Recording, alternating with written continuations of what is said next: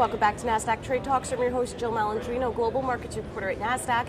We'll be coming to you live from day 2 of Inside ETFs in Hollywood, Florida. Joining me for this segment, we have Rick Redding. He's the CEO of the Index Industry Association, and we're going to focus on key issues around the indexing business. Rick, thank you so much for joining us here today. It's great that we get IIA talking to us about the biggest issues that the trade organization is looking at. Right.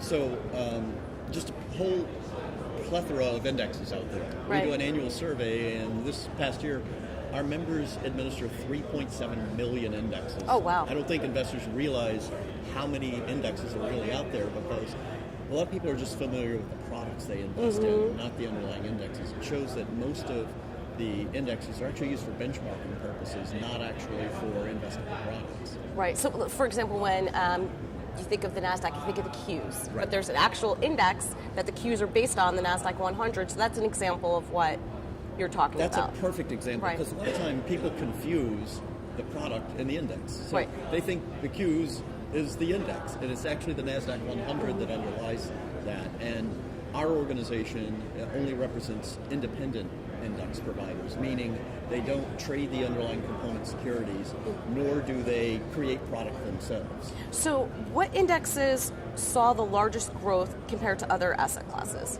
So in the asset classes, fixed income. I mean, there's been so much talk about fixed income and indexing and passive management. That was of the asset classes. Within the asset classes, the thing that grew the most, which kind of surprised us this year, was ESG. Really? That's a surprise to you? Because I think that's all we talk about now is ESG. Everyone talks about it, but they grew by 60%.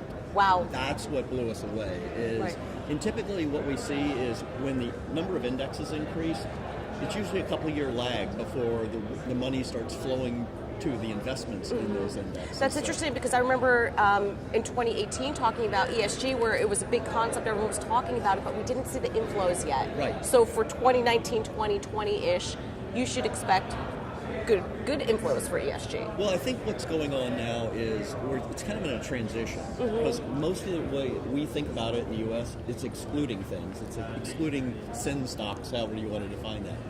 Kind of where the industry's headed is they're talking about inclusion now. So it's talking about we want to do things positive with our investments, not trying to punish companies. It's trying to find the best companies that represent your values. That's such a great point that you bring up, that ESG is about inclusion and diversity, but technically you're excluding. Exactly. So, oh my God, another argument, another chicken before the egg argument that we have to. But that's it. That's why we think there's going to be a lot more indexes in the space, because your preferences and my preferences, we can agree on 99% of it, but the 1% we're going to need a different index. And that's the one thing with ESG, there's no standardization for it. So we need to come up with a bad boy index, I guess, for the outliers. But you wouldn't be a dissociation unless you're worried about regulation. Absolutely. And Europe seems to be the hot spot. So what most people don't realize, especially in the U.S. or in Asia, is there's some regulation coming in Europe at the beginning of 2020, but it impacts everyone. Because if the benchmark is used in Europe, they will regulate it. So Right. a U.S.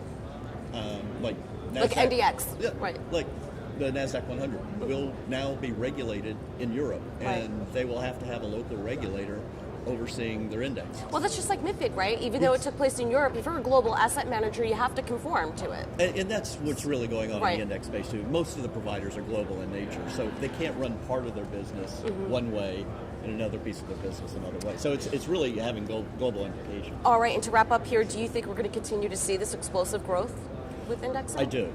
I think as more and more money keeps moving into the passive space, I think as more people get educated on the differences, things like ESG, things like fixed income, I think you're just going to see more and more indexes come out over time. Well, Rick, thank you so much for joining us at Inside ETFs. My pleasure. And thank you for joining me throughout the coverage. I'm Jill Malandrino, Global Markets Reporter at Nasdaq.